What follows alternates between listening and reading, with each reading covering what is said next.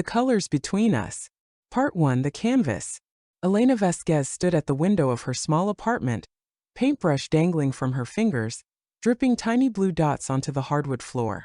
Outside, Chicago shivered beneath a blanket of November snow, but inside, her studio was warm with the smell of oils and turpentine. The canvas before her remained stubbornly blank, just as it had for weeks now. At 43, Elena had built a modest reputation as a portrait artist with a unique style that captured not just faces but essences.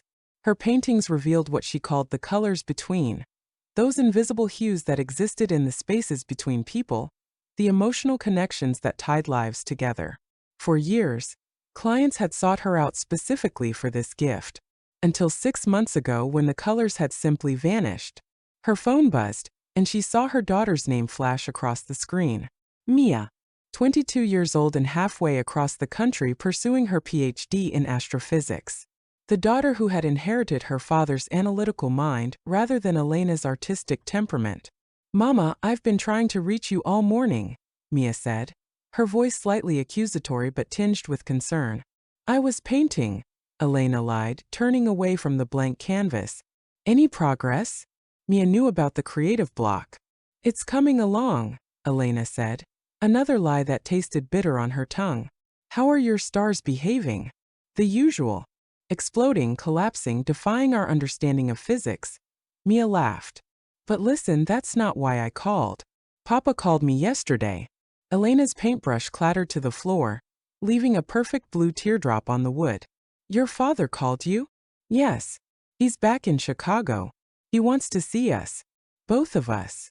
The world seemed to still around Elena. Roberto. After nearly 15 years of absence, with only sporadic calls to Mia and child support checks that arrived like clockwork, but without personal notes. Roberto, who had walked away from their family to pursue his architectural career in Europe, who had found their life together too constraining for his ambitions. "Mama? Are you still there?" "Yes, I'm here." Elena pressed her fingers to her temple. "Did he say why after all this time?"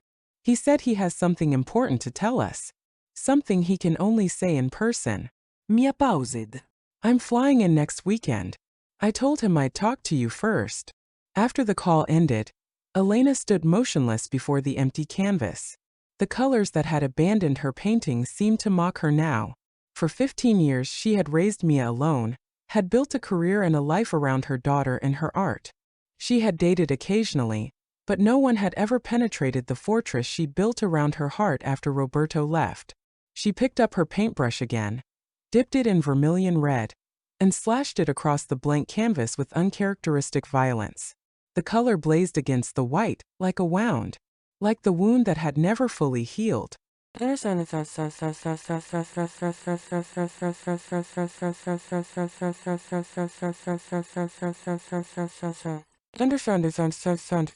A week later, Elena stood in her kitchen, chopping vegetables with mechanical precision. Mia would arrive tonight, and tomorrow Roberto would join them for dinner. Here, in this apartment that he had never seen, where Elena had carefully constructed a life without him. Her phone rang and she glanced at it, expecting Mia with an update on her flight. Instead, an unfamiliar number flashed on the screen. "Hello, Elena." His voice was instantly recognizable, even after all these years. Deeper perhaps, with a hint of an accent that hadn't been there before, but unmistakably Roberto's voice. Her knife paused over a half-sliced bell pepper. "Roberto." "I'm sorry to call unexpected. I know Mia was going to prepare you, but He hesitated. "I wanted to hear your voice before tomorrow." Elena set the knife down carefully. "Why are you really back, Roberto? After 15 years, why now?" The silence stretched between them, filled with all the questions she had buried years ago. "I have some things to tell you and Mia," he finally said. "Important things. But before that, I want you to know that leaving you and Mia was the greatest mistake of my life." Elena closed her eyes. How many times had she imagined hearing those words? How many nights had she lain awake, constructing this very conversation in her mind? And now that it was happening, she felt nothing but a dull ache. "We managed just fine without you," she said, her voice steadier than she felt. "I know you did. Mia is extraordinary. You did that, Elena. You raised her to be strong and brilliant. Another pause. I've seen your work, in galleries in Paris and London. The way you capture people. It's like you see right through to their souls. Elena glanced at her studio door, slightly ajar, revealing the corner of the canvas that now bore only that single angry stroke of red. People change, Roberto. Yes, he said softly. They do. After they hung up, Elena returned to her chopping, but her hands shook slightly. There had been something in his voice, something beyond the expected remorse or the awkwardness of reconnection, something that scared her.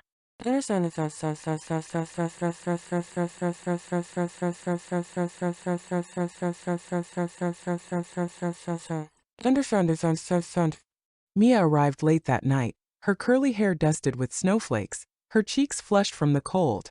She dropped her bags and wrapped Elena in a fierce hug. I've missed you, Mama, she murmured into Elena's shoulder. I've missed you too, Mija, Elena said, holding on perhaps a little too tightly. Once they were settled with mugs of hot chocolate, a tradition from Mia's childhood, Elena studied her daughter's face. There was a new maturity there, a confidence that had solidified since she'd last seen her 6 months ago. But there was also tension around her eyes. You're worried about tomorrow, Elena observed. Mia nodded. Aren't you? I've seen Papa occasionally over the years, but this feels different. He sounded, I don't know. Urgent. Elena thought of Roberto's voice on the phone. Yes, I felt that too when he called. Mia's eyes widened. He called you. This afternoon. Elena traced the rim of her mug. He apologized. Said leaving was his biggest mistake. Do you believe him? The question hung in the air between them. Did she? Elena had long ago stopped trying to understand Roberto's motivations. She had moved forward, focusing on what she could control. Her art, her daughter, her life. I don't know if it matters whether I believe him or not, Elena finally said. The past is past. What matters is why he's here now, and what he wants from us. Mia reached across the table and squeezed her mother's hand. Whatever it is, we'll face it together. Like we always have. Elena squeezed back, grateful for her daughter's strength.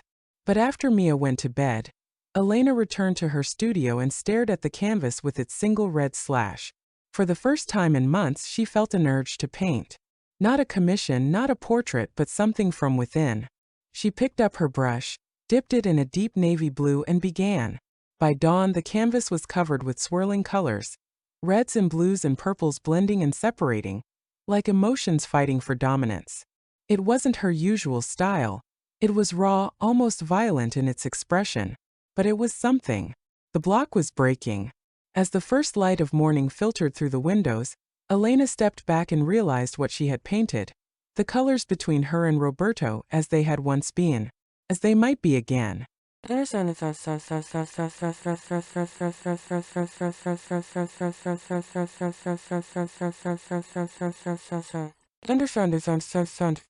Roberto Vega arrived precisely at 6 o'clock the following evening.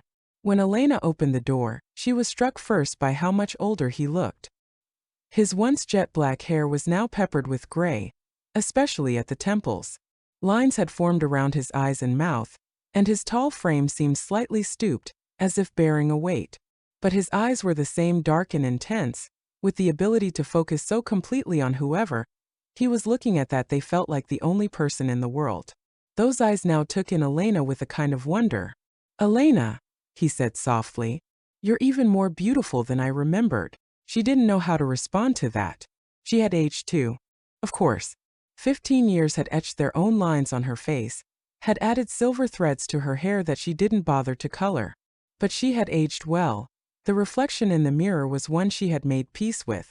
Come in, she said instead, stepping aside. Mia is setting the table. Their daughter's squeal of Papa broke the tension as Mia rushed from the dining area to embrace her father.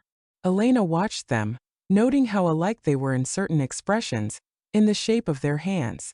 Genetics was a powerful force, maintaining connections even across years of absence. Dinner was a strangely ordinary affair. They talked about safe topics, Mia's studies, Roberto's architectural projects in Barcelona and Berlin, Elena's recent commissions. They carefully navigated around the empty spaces, the missing years, the questions that hung unasked. It wasn't until they moved to the living room with coffee that Roberto finally set down his cup and said, "I need to tell you both why I came back." Elena felt Mia tense beside her on the sofa. Roberto sat across from them, leaning forward with his elbows on his knees, hands clasped together so tightly that his knuckles were white. 6 months ago, I was diagnosed with a rare form of cancer, he said, his voice steady but quiet. A tumor in my brain. It's inoperable. The silence that followed was absolute. Elena felt as if the floor had dropped out from beneath her. Of all the scenarios she had imagined, this had never been one of them. Mia was the first to speak, her scientific mind immediately engaging. What's the prognosis? What treatments are you on? There are experimental therapies. Roberto held up a hand. I've explored all the options, Mia. The specialists give me perhaps a year, maybe less. I've tried 2 rounds of treatments that haven't been effective. Why didn't you tell me sooner? Mia demanded, tears filling her eyes. I could have been researching, I could have been distracted from your studies, been worried sick? Roberto shook his head. I didn't want that for you. But now. He glanced at Elena, then back to Mia. Now I'm making arrangements. And I want to spend whatever time I have left making amends if I can. Elena found her voice at last. Making amends? Yes. Roberto met her gaze directly. Starting with the truth about why I left. Part 2, the sketch. Elena had imagined many reasons over the years. Another woman. The stifling responsibility of family life. Career ambitions that couldn't accommodate a wife and child. She had constructed and deconstructed these scenarios in her mind, trying to make sense of the abandonment. I told you it was the job offer in Barcelona, Roberto began. That was part of it, but not all. He took a deep breath, and Elena was startled to see tears in his eyes. In 15 years of marriage, she had seen Roberto cry exactly twice. When Mia was born, and at his mother's funeral. I was diagnosed with bipolar disorder that year, he said. I'd been struggling for months, the highs where I couldn't sleep, where I felt invincible, followed by crashes into darkness. I hid it from you, or tried to. When I finally saw a psychiatrist and got the diagnosis, I panicked. Elena's mind raced back through their final months together, suddenly seeing his erratic behavior, his restlessness, his periods of withdrawal in a new light. My father had the same condition, Roberto continued. I watched it destroy him, destroy my parents' marriage. He refused medication, refused help. He self-medicated with alcohol until it killed him. And I was terrified of becoming him, of putting you and Mia through what my mother and I went through.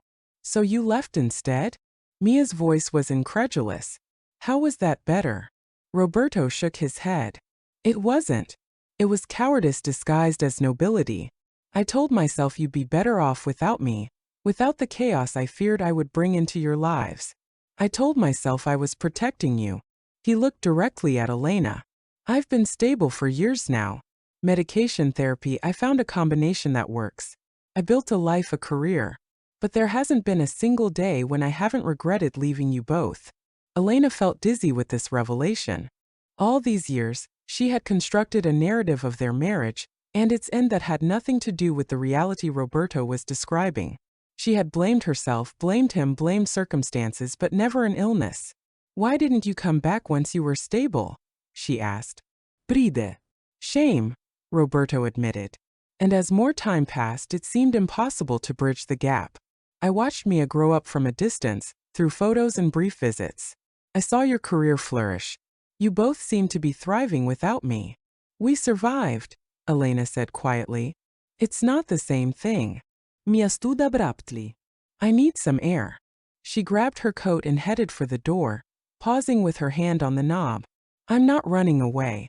I just need to process this. I'll be back. After she left, silence descended again. Elena studied Roberto's face, seeing now the signs of illness she had missed before. A certain pallor beneath his olive skin, a fragility to his movements. I'm sorry I didn't tell you about my diagnosis back then, he finally said. I didn't have the tools to handle it. I was afraid. I could have helped you, Elena said, surprising herself with the lack of anger in her voice. We could have faced it together. I know that now. Roberto's smile was sad. One of life's cruelest jokes, wisdom that comes too late. Elena felt tears threatening and stood up, needing movement. She walked to the window, looking out at the night sky over Chicago, the same sky they had once shared as a young couple, full of dreams and plans. So now what? She asked without turning. You've come back to make peace before you die? The bluntness of her question hung in the air. When Roberto didn't immediately answer, she turned to face him. He was watching her with an expression she couldn't quite decipher. Not just peace, he said finally. I've come back to ask for your help.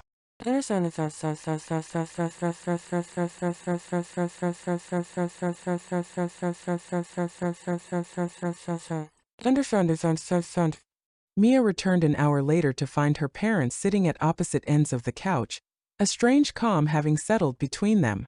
She had walked through the snowy streets, her mind racing with this new understanding of her father, of her parents' separation, of her own history.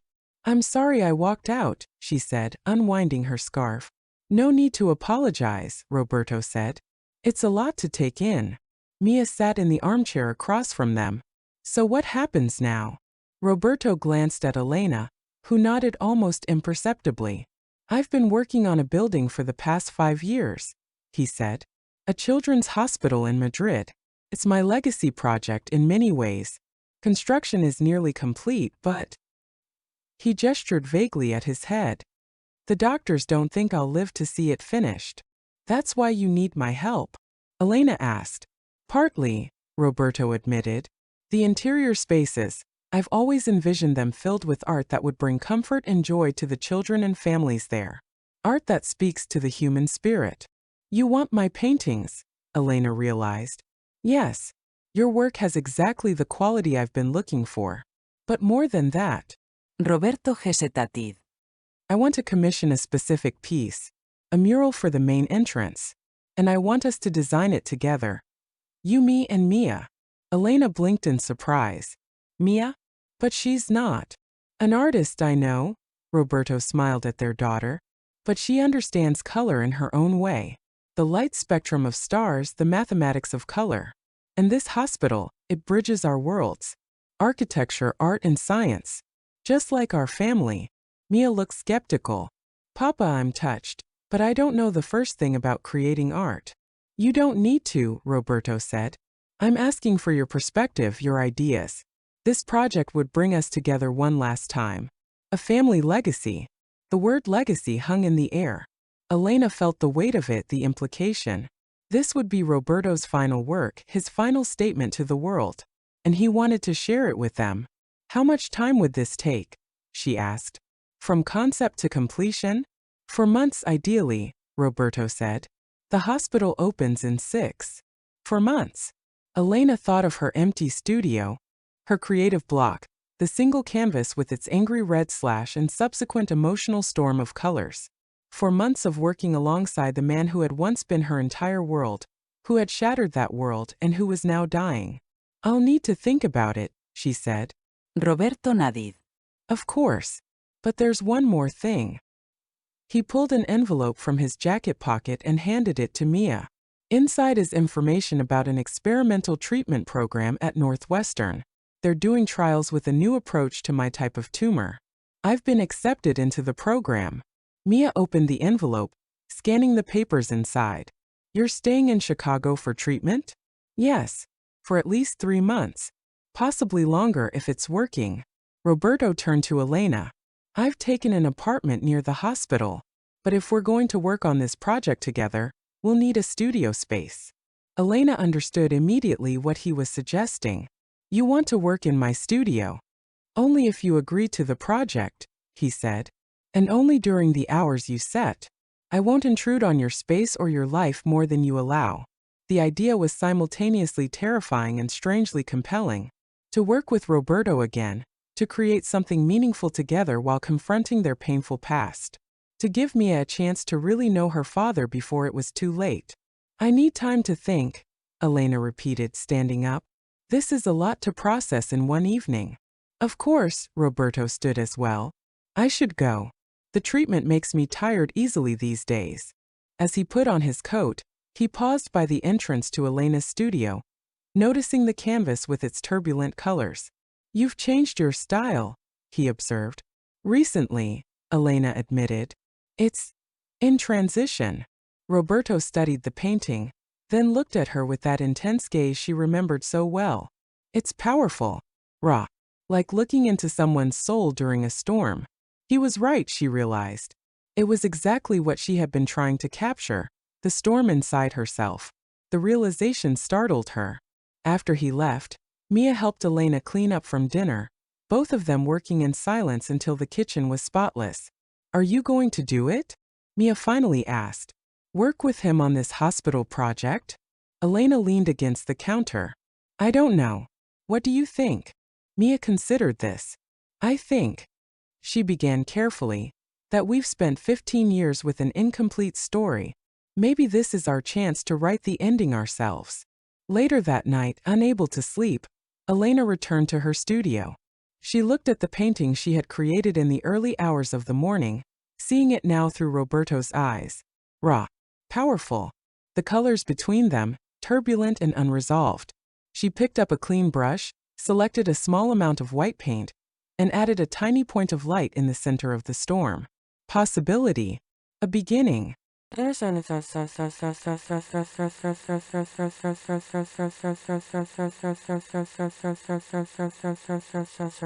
Understand.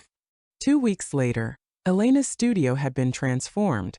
The furniture had been rearranged to accommodate a drafting table for Roberto beside her easel. The walls were covered with sketches, reference images, and color studies. A large model of the hospital stood on a table by the window, allowing them to visualize how the mural would fit into the space.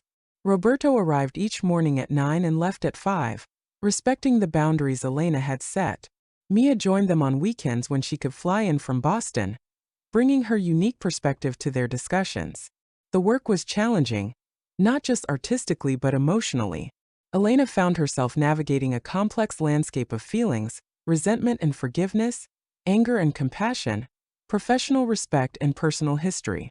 Roberto, for his part, maintained a careful distance, focusing on the project rather than their past, though Elena often caught him watching her when he thought she wasn't looking. "The children who come to this hospital will be facing the most difficult times of their young lives," Roberto explained as they worked on the concept. "The mural should offer hope without being false, comfort without denying reality. A balance between acknowledging darkness and finding light," Elena mused. "Sketching quickly. Like your diagnosis, accepting it while still seeking treatment." Roberto Nadid. "Exactly. It's like the dual nature of light," Mia added. "Both particle and wave. Seemingly contradictory truths that coexist." As they worked, Elena noticed subtle changes in Roberto. Some days he arrived energetic and focused, diving into the work with enthusiasm. Other days, the effects of his treatment were evident in his pallor, in the slight tremor of his hands, in how quickly he tired. On those days, Elena found herself instinctively adjusting their pace, suggesting breaks, making sure he ate something. One afternoon, while Mia was back in Boston, Roberto arrived looking particularly worn. Elena took one look at him and said, "Maybe we should take today off." "No," he said firmly. "The work keeps me going. It gives me purpose." He sat at his drafting table but seemed unable to focus. After watching him struggle for half an hour, Elena made a decision. "Come on," she said, holding out her hand. "We're going out." "Out?" Roberto looked confused. "For inspiration," Elena said. "We've been cooped up in this studio for weeks." She took him to the Art Institute, wheeling him in a borrowed wheelchair when it became clear he didn't have the energy to walk through the vast galleries. They spent hours looking at the masters, discussing technique and emotion, the play of light and shadow. "In front of Seurat's A Sunday on La Grande Jatte," Roberto said quietly. "I saw this painting right before I left for Barcelona. I stood here and thought about how Seurat built this whole world out of tiny individual points of color. How up close it's just dots, but when you step back, you see the full picture." He turned to look at Elena. "I couldn't see the full picture then. I was too close to my own fear." Elena felt something shift inside her, a loosening of a knot she had carried for 15 years. And now I see what I lost, he said simply. What I threw away. On the way back to her apartment, they stopped for coffee. Roberto's color had improved with the outing, and his eyes were brighter, more engaged. Thank you for today, he said, warming his hands around his mug. It's been a long time since I've looked at art purely for pleasure. Me too, honestly, Elena admitted. Lately, everything has felt like work. Roberto studied her face. You mentioned your style is changing. Is that by choice? Elena hesitated, then decided on honesty. No. 6 months ago, I hit a wall. A creative block. The way I used to paint. Seeing the connections between people, the colors between them, it just disappeared. 6 months ago, Roberto repeated thoughtfully. Around the time of my diagnosis. Elena stared at him. That's just coincidence. Maybe, he conceded. Or maybe we're still connected in ways we don't understand. The idea was unsettling, but Elena couldn't entirely dismiss it. In the days that followed, she found herself paying closer attention to Roberto's condition, noticing how it seemed to mirror her own creative energy. On his good days, her brush moved with confidence. On his bad days, she struggled to find the right colors, the right lines. As they continued to develop the mural concept, their working relationship evolved into something approaching friendship. They discovered a rhythm, a way of collaborating that respected each other's strengths. Roberto's architectural vision provided structure. Elena's artistic sensibility brought emotion and life. And when Mia joined them, her scientific mind added unexpected dimensions to their thinking. What about incorporating actual scientific imagery?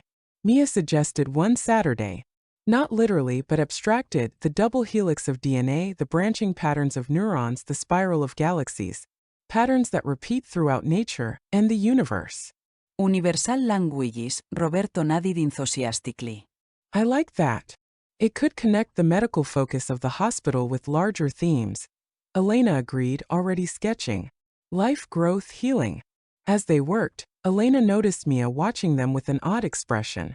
Later, when Roberto had gone to rest, Mia confronted her mother.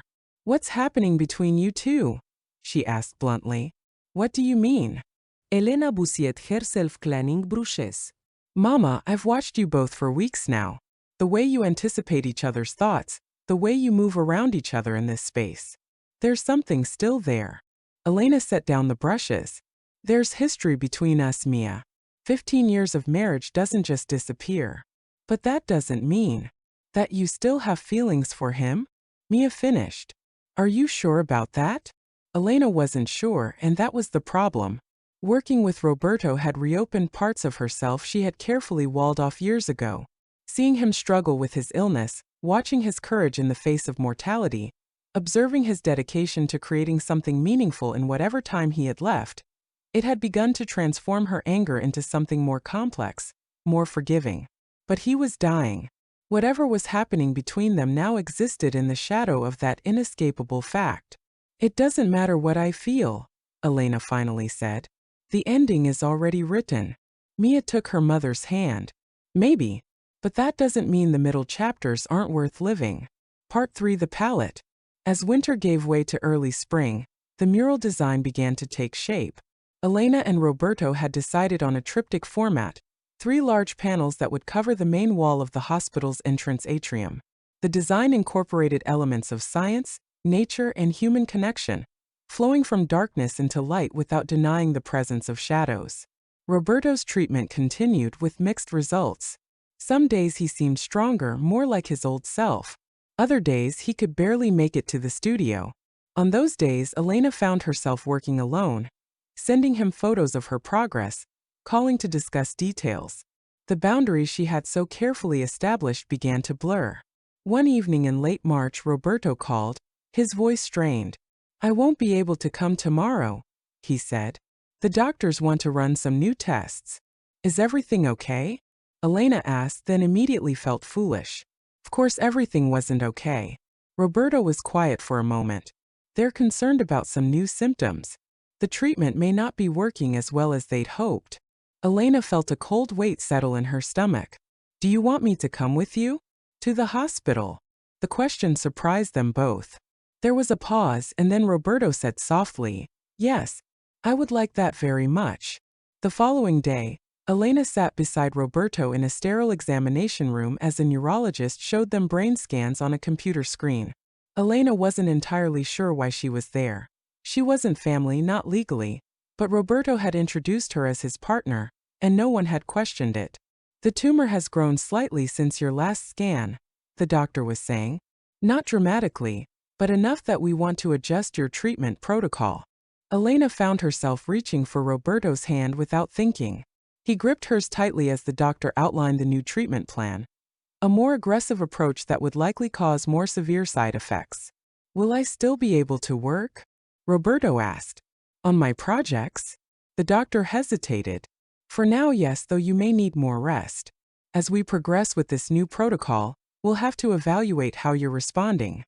Outside the hospital, they stood in the weak spring sunshine, both processing what they had heard. Thank you for coming, Roberto said. It helps not facing this alone. Elena looked at him, really looked at him, and felt something inside her finally surrender. You're not alone, she said. Not anymore. That night, Roberto came to her apartment for dinner as usual, but something had shifted between them.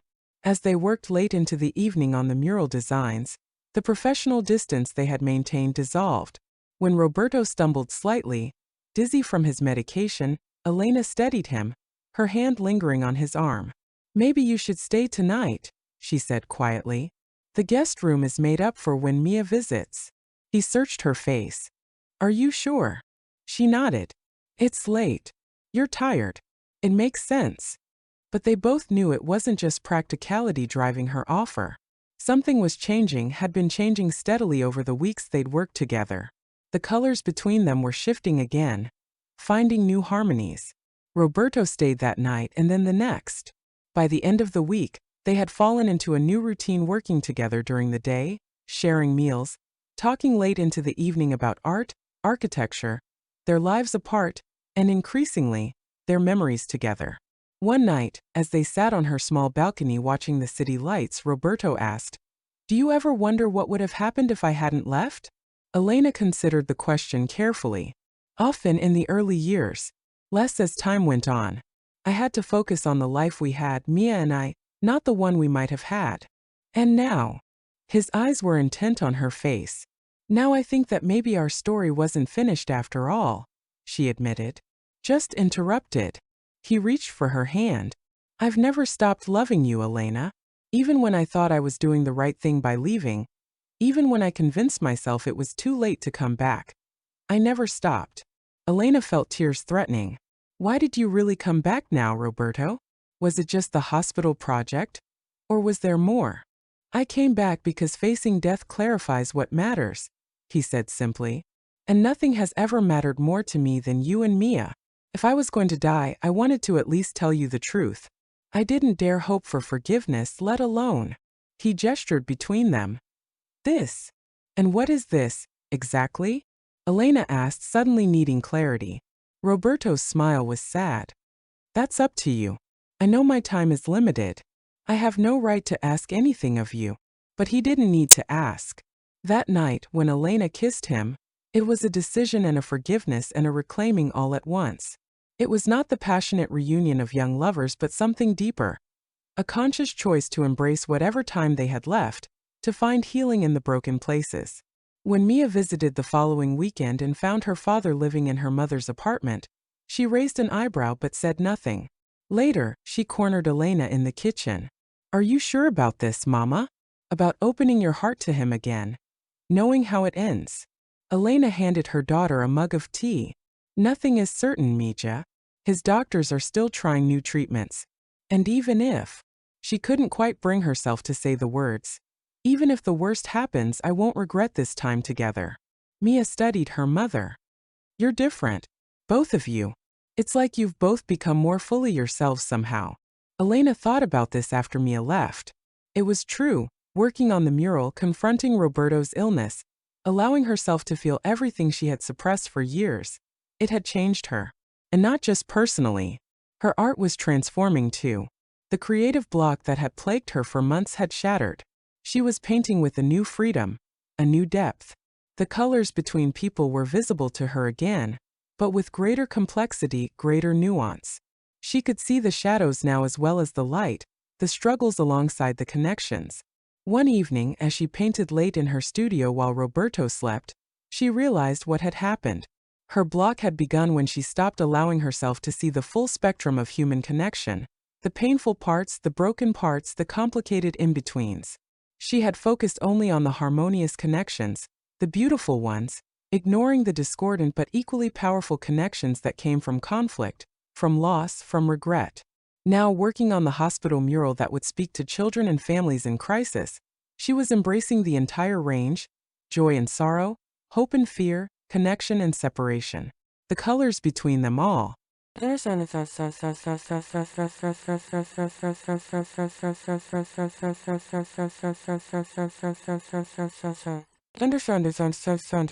As spring progressed into early summer, Roberto's condition deteriorated despite the new treatment protocol.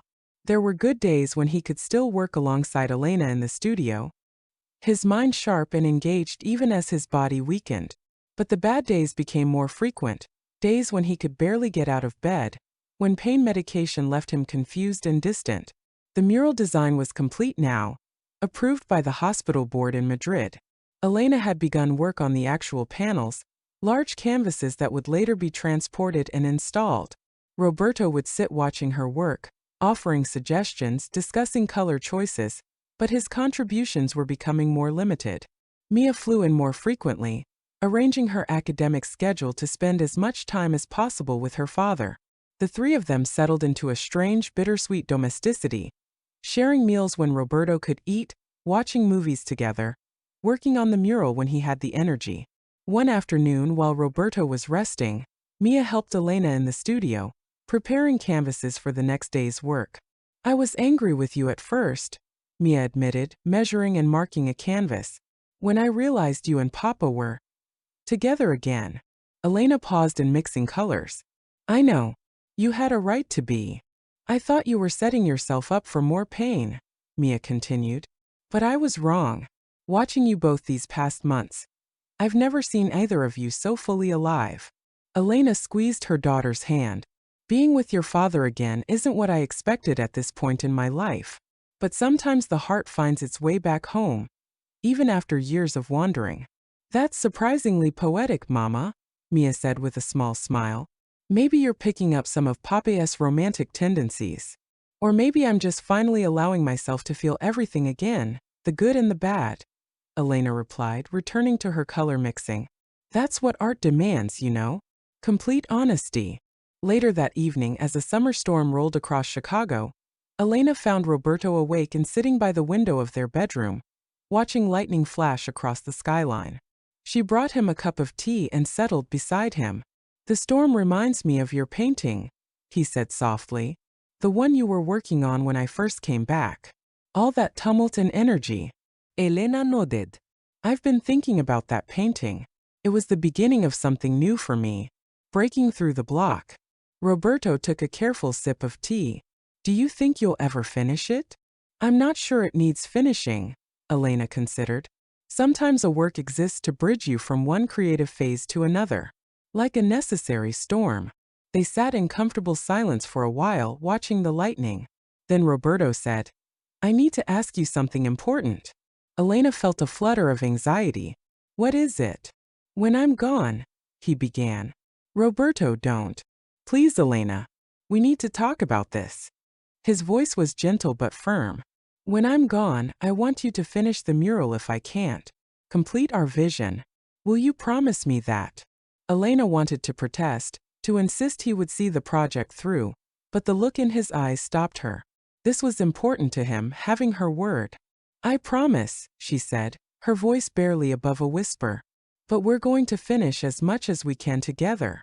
Roberto smiled, relief evident in his expression. "There's something else.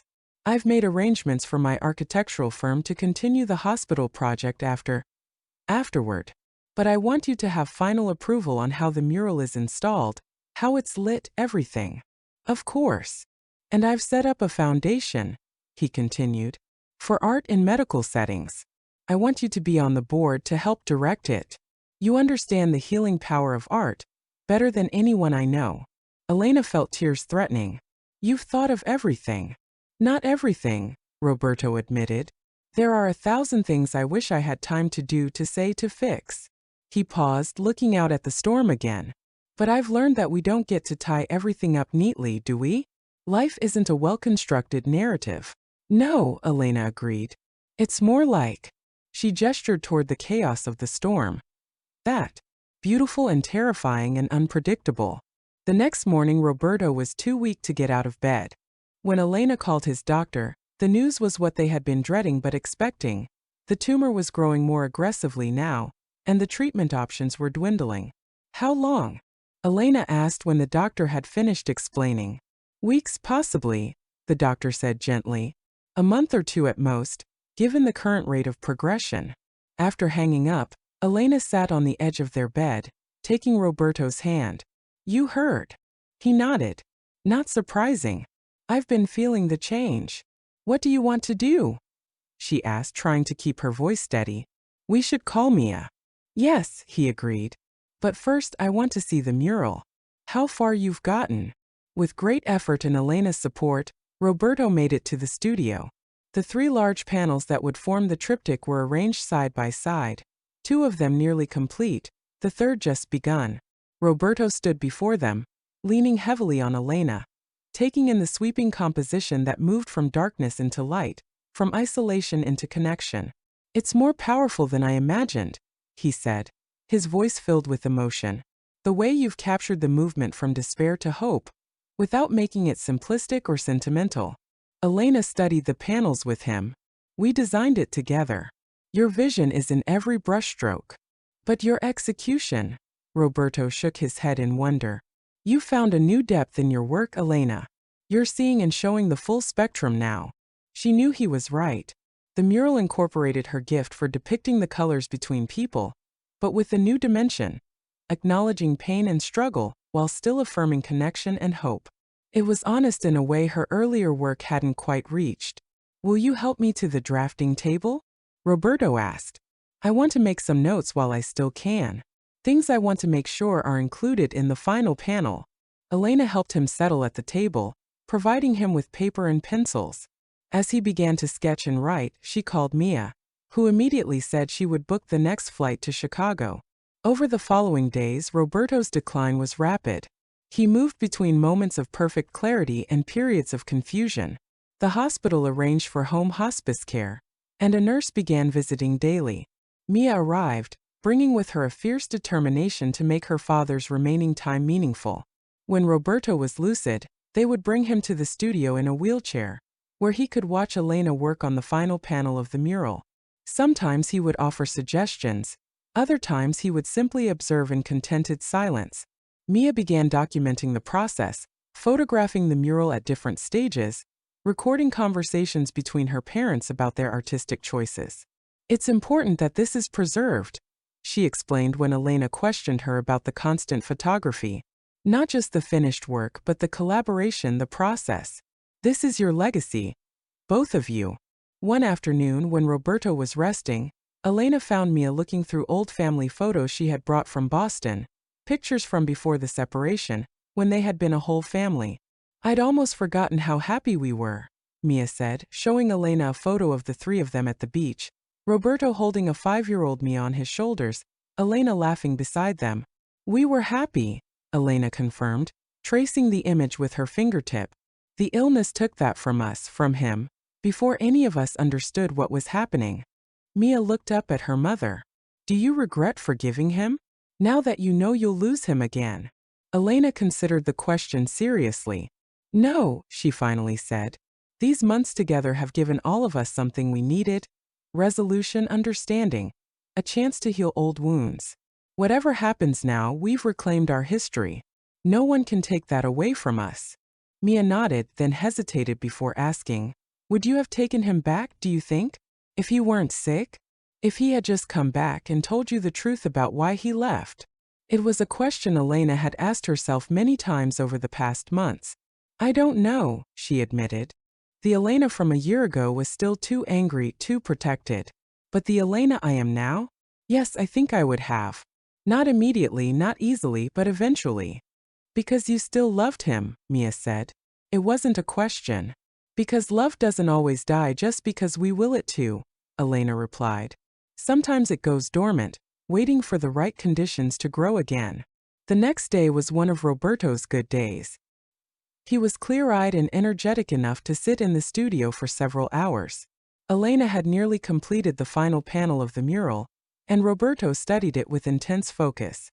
It needs something, he finally said.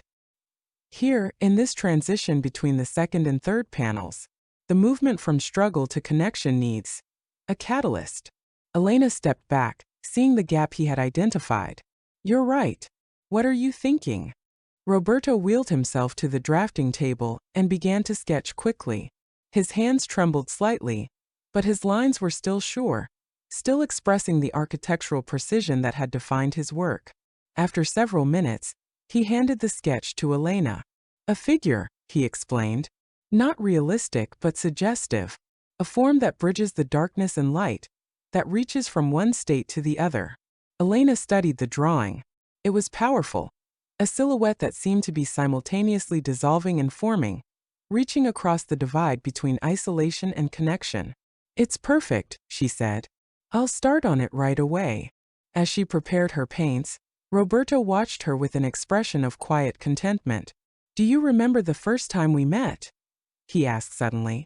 Elena smiled at the memory. The gallery opening in New York. You were there with your architecture professor.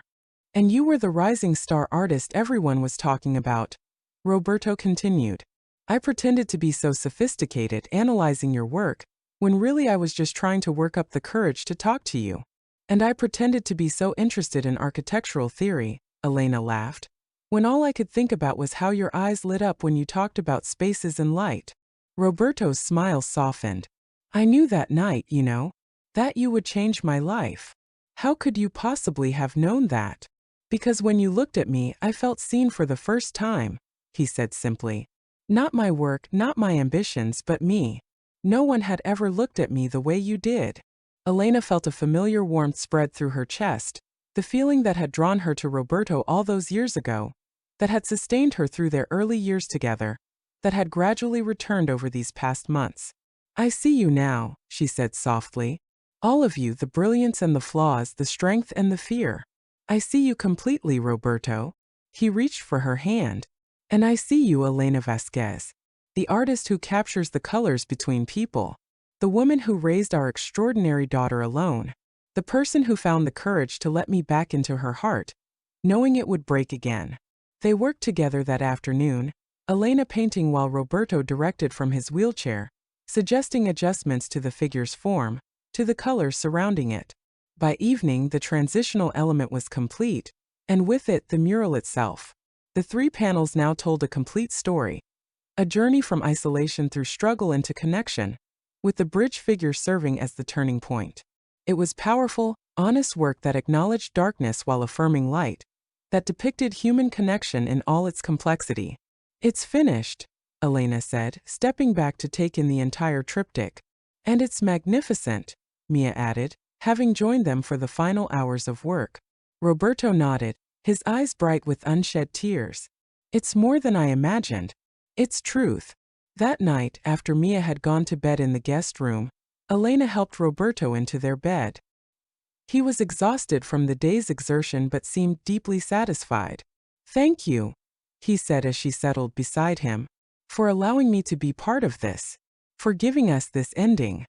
Not an ending, Elena corrected gently. A completion. There's a difference. Explain, he murmured, his eyes already growing heavy with approaching sleep. An ending suggests something is over, finished. But a completion. She searched for the right words.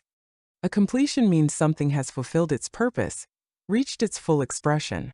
Our story isn't ending, Roberto. It's completing itself, becoming what it was always meant to be. He smiled, his eyes closing. I like that. A completion. In the days that followed, Roberto declined rapidly. The periods of lucidity grew shorter, the pain more difficult to manage. Elena and Mia took turns sitting with him, reading to him, playing the music he had always loved. The hospice nurse increased his medication, and he drifted in and out of consciousness.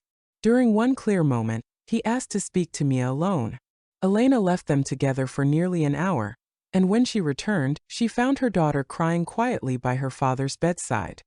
He wanted to tell me about his childhood, Mia explained later. About his father's illness, about the good times before the bipolar disorder took over. He wanted me to understand that part of my heritage, not just the illness that might be in our genes, but the creativity, the vision. You are so much like him, Elena said, embracing her daughter. The way your mind works, the way you see patterns and connections. You've always had that gift. But I have your strength, Mia replied. Your resilience. I needed both, I think, to become who I am. 3 days later, on a quiet summer morning as light filtered through the bedroom curtains, Roberto Vega took his final breath, holding Elena's hand with Mia at his side. It was peaceful, a gentle release rather than a struggle. In the stunned quiet that followed, as the hospice nurse confirmed what they already knew, Elena felt an enormous tide of grief rising within her. But alongside it, unexpectedly, was a sense of completion. Their circle, broken for so many years, had closed at last. The following weeks passed in a blur of arrangements, of notifying colleagues and friends, of dealing with the practical aftermath of death. The hospital in Madrid sent representatives to express condolences and to confirm that the project would continue as Roberto had planned, with Elena having final approval on the mural installation.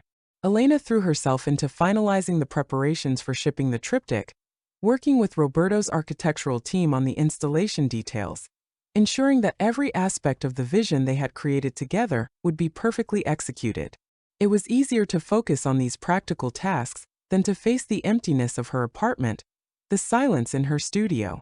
Mia stayed as long as she could, but eventually had to return to Boston and her studies.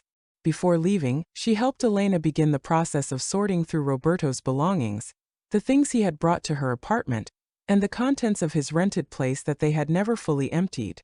Among his papers, they found journals dating back years, chronicles of his life after leaving them, of his struggles with his illness, of his achievements and regrets, and page after page about Elena and Mia.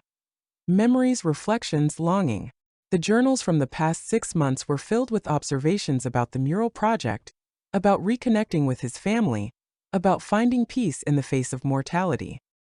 He never stopped loving us, Mia said, leafing through one of the journals, even when he couldn't be with us. No, Elena agreed. He never did. After Mia returned to Boston, Elena found herself adrift. The mural was complete, waiting to be shipped to Madrid. The apartment felt too large, too empty. Her grief came in waves, moments of crushing pain followed by periods of strange calm.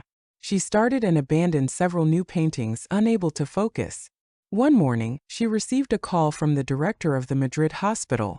"We were hoping you would consider coming for the installation," the director said. "To oversee the final placement, to be present for the dedication ceremony. Señor Vega was very clear that your artistic vision should guide the installation." Elena hesitated. The thought of traveling to Madrid, of seeing Roberto's building without him, was painful. But the thought of not being there, of not completing what they had begun together, was worse. "Yes," she said finally. "I'll come." She called Mia immediately, who agreed to meet her in Madrid. "We should both be there," Mia said. "It's our legacy too." 2 weeks later, Elena stood in the soaring atrium of the Children's Hospital, watching as workers carefully positioned the 3 panels of the mural on the main wall. The space was exactly as Roberto had designed it, flooded with natural light from clear-story windows, with perfect sight lines that allowed the mural to be visible from multiple levels of the building. Mia stood beside her, camera in hand, documenting the installation. "It's exactly how Papa described it would look," she said quietly. "The light, the scale, the way it draws your eye upward." Elena nodded, unable to speak past the lump in her throat. Seeing their work in the space Roberto had created was overwhelming, both painful and profoundly right. The colors she had chosen seemed to respond to the light, to the architecture, creating exactly the effect they had envisioned together. The hospital director approached, accompanied by members of the board and Roberto's architectural team. "It is magnificent," the director said. "Even more powerful than we had hoped. The children and families who come here will find comfort and hope in this work for generations to come. The dedication ceremony the following day was attended by medical staff, donors, city officials, and representatives from the arts community. Elena and Mia stood together as the director spoke about Roberto's vision for the hospital, about the healing power of art and architecture working in harmony. When it was Elena's turn to speak, she stood before the gathered crowd, looking up at the mural that told the story of darkness and light, of isolation and connection. This mural represents a collaboration, she began, not just between an architect and an artist, but between two people finding their way back to each other across time and distance. It speaks to the journey we all face, through pain and struggle toward healing and connection. She paused, gathering her thoughts. Roberto Vega believed that spaces have the power to heal, that the environments we create can nurture or diminish the human spirit. This hospital is the culmination of that belief, a place that acknowledges suffering while offering comfort, that recognizes fear while instilling hope. As she continued speaking, Elena felt something shift inside her. A release, a transition. The completion she and Roberto had talked about that night was happening within her now, transforming grief into something new, something that could move forward rather than remain static. After the ceremony, as guests mingled in the atrium, Elena found herself approached by a woman in a wheelchair, a young girl of about 7 at her side. "You're the artist?" the woman asked in Spanish. Elena nodded. "Yes, one of them. My husband designed the building." The woman smiled. "My daughter has been coming here for treatment for 3 months. This morning was the first time we've seen the mural completed." She turned to the little girl. "Tell her what you said when you saw it, Lucia." The child looked up at Elena with serious eyes. "I said it looks like how it feels to be sick and then get better. Like being lost and then finding your way home." Elena crouched down to the girl's level. "That's exactly what we hoped people would feel when they saw it. Thank you for telling me that." Later, as she and Mia walked through the gardens Roberto had designed to surround the hospital, Elena felt a sense of peace settling over her. "What will you do now?" Mia asked. "When we go back to Chicago?" Elena considered the question. "I think I might not go back right away. I've been offered a residency at a gallery here in Madrid. 3 months. And Roberto's foundation needs organizing, the board, the mission, the first projects." Mia raised an eyebrow. "You're thinking of staying in Spain?" "For a while," Elena nodded. "I feel close to him here, in this city he loved so much. And there's something else. My work is changing again. I can feel it. Something new emerging." "The colors between people?" Mia asked. "Yes, but with a new dimension. Before, I saw the connections between people in the present moment. Now I'm starting to see the connections across time. How we carry each other with us. How love and memory create bridges across separation, even across death." They had reached a garden bench beneath a flowering tree. As they sat together, a breeze stirred the branches, sending petals drifting down around them. "He would like that," Mia said. "The idea that connections transcend time and space." "He would," Elena agreed. "And I think he knew it at the end. That completing our story wasn't about finding a perfect ending, but about understanding that true connections don't end. They evolve, transform, but remain." Part 5, The Colors Beyond. 6 months later, Elena stood in the center of a small gallery in Madrid, surrounded by her newest works. The exhibition, titled The Colors Beyond, represented her evolution as an artist. Paintings that captured not just the colors between people in the present, but the enduring connections that span time, distance, even the boundary between life and death. The gallery was crowded with art critics, collectors, fellow artists, and friends she had made during her extended stay in Spain. In one corner, members of Roberto's architectural firm chatted with representatives from the Children's Hospital. In another, Mia stood with her new boyfriend, a Spanish astrophysicist she had met during one of her visits to see Elena. The centerpiece of the exhibition was a large canvas titled Completion. Unlike her other works, which depicted connections between different people, this one showed a single figure in multiple states, fragmented and whole, isolated and connected, in shadow and in light. The colors swirled and interwove, suggesting movement through time and emotional states. A critic approached, champagne glass in hand. "This is remarkable work, Señora Vasquez. A clear evolution from your earlier portraits. yet still distinctly yours. May I ask what inspired this new direction? Elena smiled. Life. Loss. Finding my way back to myself through both. After the opening, as the last guests departed, Elena lingered in the gallery, moving slowly from one painting to the next. Each captured a different aspect of human connection across the boundaries that seemed to separate us: time, distance, difference, even death. Mia found her standing before completion, lost in thought. Successful night, Mia said, slipping an arm around her mother's waist. 3 paintings sold already, and the hospital wants to commission a new piece for the pediatric oncology ward. Elena nodded. It feels right being here, continuing the work we started together. Have you decided about the Chicago apartment? Will you give it up? It was a question Elena had been considering for weeks.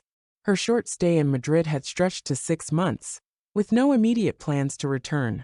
The apartment in Chicago held memories, both painful and precious, but it also represented a chapter of her life that was closing. I think so, she said. Not immediately, but soon. I'll keep the studio for when I visit, but this feels like home now, for this part of my life at least. Mia smiled. I was hoping you'd say that. Carlos has connections at the university here. There might be opportunities for me to do some research with their astronomy department next year. Elena raised an eyebrow. So things are serious with Carlos? Let's say I'm exploring possibilities, Mia replied with a grin. Both professional and personal. Later that night, alone in her rented apartment near Retiro Park, Elena sat on her small balcony, looking out at the Madrid skyline. So different from Chicago, yet she had found a sense of belonging here that had surprised her. Perhaps it was Roberto's influence. His love for this city had been infectious, even from a distance. She thought about the exhibition, about the new direction her work had taken. The creative block that had plagued her before Roberto's return was now a distant memory. Instead, she found herself bursting with ideas, with new ways of seeing and depicting the connections that bound people together across all boundaries. Sometimes, in quiet moments like this, she could almost feel Roberto's presence, not as a ghost or a supernatural visitation, but as a continued connection that transcended his physical absence. The colors between them had not vanished with his death. They had transformed, evolved into something new. From her pocket, she took out a small object, Roberto's wedding ring, which Mia had found among his belongings and had given to Elena after the funeral. She had carried it with her these past months, a tangible link to the complex history they had shared. Elena held it up in the moonlight, watching it catch and reflect the soft glow. Then, with a deliberate motion, she slipped it onto the chain around her neck, alongside her own ring that she had never quite been able to put away even after all those years apart. Not a symbol of what was lost, but of what had been found again, completed and transformed. The following morning, Elena woke early and went directly to her studio, a bright, airy space she had rented near the gallery.